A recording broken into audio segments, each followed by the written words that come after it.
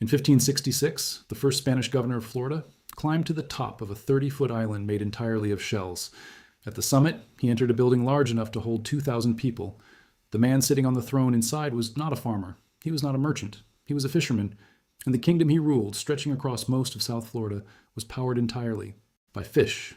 No crops, no agriculture, just an understanding of the water so advanced that 20,000 people lived off what they caught. The Spanish had never seen anything like it. A civilization built on fishing, not farming.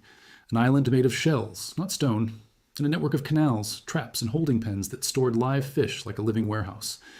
They called these people the Calusa.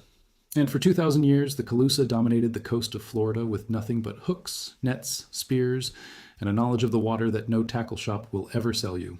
Welcome to American Fishing, the channel where we rescue the knowledge the industry wanted buried. If you are new here, subscribe and hit the bell so you do not miss a single secret. The Calusa were not a small tribe scattered along a riverbank. They were a kingdom. According to William Marquardt, curator of South Florida archaeology at the Florida Museum of Natural History, the Calusa are considered one of the most politically complex groups of non-agriculturalists in the ancient world. Their capital, Mound Key, sits in Estro Bay near Fort Myers Beach. The entire island is artificial, built by human hands over centuries from layers of shells, fish bones, pottery, and sediment, 30 feet high, 125 acres, and at its center a canal nearly 2,000 feet long and 100 feet wide that split the island in half.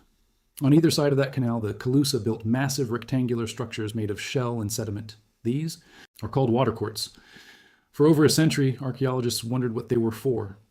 In 2020, a team led by Victor Thompson from the University of Georgia and Marquardt published findings in Plos One that finally confirmed the answer. The watercourts were designed to store live fish, thousands of them, trapped, sorted, and kept alive until the Calusa needed to eat. It was the oldest known aquaculture system in North America. No electricity, no pumps, no refrigeration, just an engineering system that used the tides to keep fish alive and fresh inside walls of compacted shell. Think about that. While European fishermen were still salting their catch in barrels and losing half of it to rot, the Calusa had figured out how to keep fish alive indefinitely using nothing but shells, sand, and the rhythm of the tides. No one taught them this. No government funded their research. They figured it out by watching the water for 2,000 years. And the deeper I researched what the Calusa knew about fishing, the more I realized that this was just the beginning.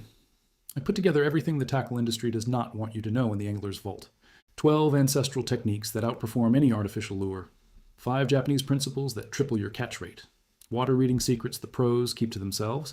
And homemade baits that cost pennies and outfish $100 lures. All in one place. No fluff. Straight to the point. It is in the first link in the description.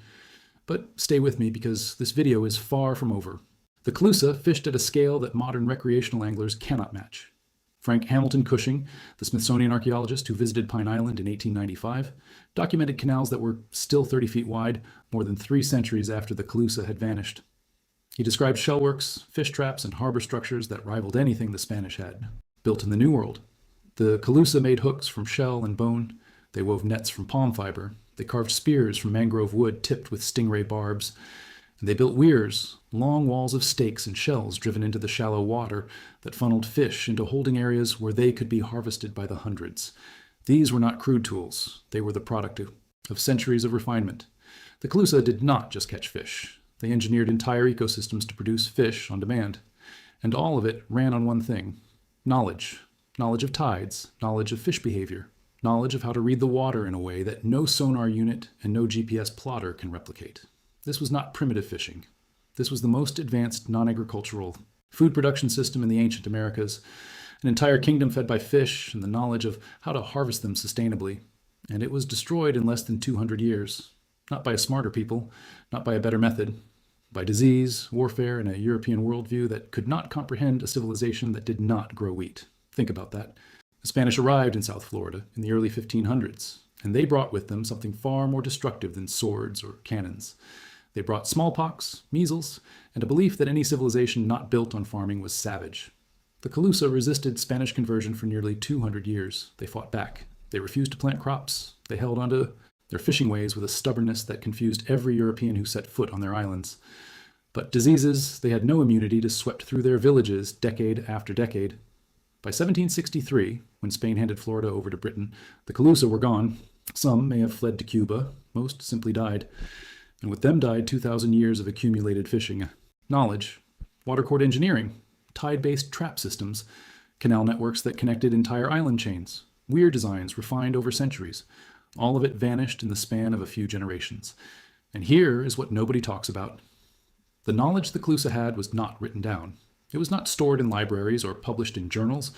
It lived in the hands and minds of fishermen who passed it from father to son, from elder to apprentice. When the people died, the knowledge died with them. The shell mounds survived. The canals survived. But the understanding of how to use them, how to read the tides, how to position the weirs, how to manage the watercourts, that knowledge is gone. Archaeology can tell us what the Calusa built. It cannot tell us exactly how they used it. And that is the real tragedy. Not just the loss of a people, but the loss of a fishing system that fed 20,000 without destroying a single ecosystem. Now fast forward to today. The American fishing industry generates over $50 billion a year. Bass Pro Shops alone operates more than 170 stores across the country. Cabela's, Shields, Academy Sports, the list goes on. Every spring, new product lines. Every season, new must-have gadgets. $300 fish finders, $500 rods, lures that cost more than a decent meal. And yet, the average American recreational angler catches fewer fish per trip than at any point in the last 50 years. More gear, less fish. That equation does not add up unless you understand the business model. The industry does not profit from knowledge. It profits from dependency. It profits from making you feel like last year's gear is not good enough, that you need the latest model, the newest color, the upgraded sensor. If you know how to read the water, you do not need a fish finder. If you understand tidal patterns, you do not need a phone app. If you can build a trap from natural materials, you do not need a $100 lure that a bass will ignore after 3 casts. The Calusa fed 20,000 people with shells, sticks, and knowledge. The modern industry wants you to believe you need a truck full of gear to catch a single largemouth. No tackle catalog mentions the Calusa. No product page at Bass Pro references the watercourts that stored thousands of live fish without a single watt of electricity. Because if you knew that a civilization thrived for 2,000 years on pure fishing skill, you might start asking why your $2,000 setup is not producing the same results. The Calusa did not have sonar. They did not have braided line. They did not have fluorocarbon leaders. And they outfished everyone who has come after them. That is not a comfortable truth for an industry built on selling you the next big thing every 6 months. And remember, if you want access to the other 12 techniques the pros keep hidden, click the first link in the description. The Calusa left no books, no manuals, no how-to guides. But they left something more durable than paper. They left islands, 30-foot-high monuments made of shells and bones that still stand in Estero Bay, still visible from the water, still holding the outline of canals and watercourts that once fed a kingdom. Mound Key is a state park now. You can visit it by boat for free. You can walk the trails that wind through the shell ridges. You can stand on top of a structure that took 2,000 years to build and look out over the same water the Calusa fished. And if you are quiet enough, if you listen past the boat engines and the jet skis, you might hear what they already knew, that the water gives you everything you need, if you know how to listen.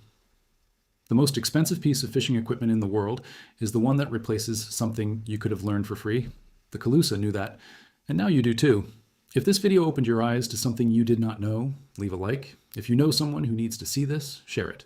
And subscribe to American Fishing to keep uncovering the knowledge the industry wants buried. Every like and every share helps this knowledge reach the people who need it most. See you in the next one. Stay sharp.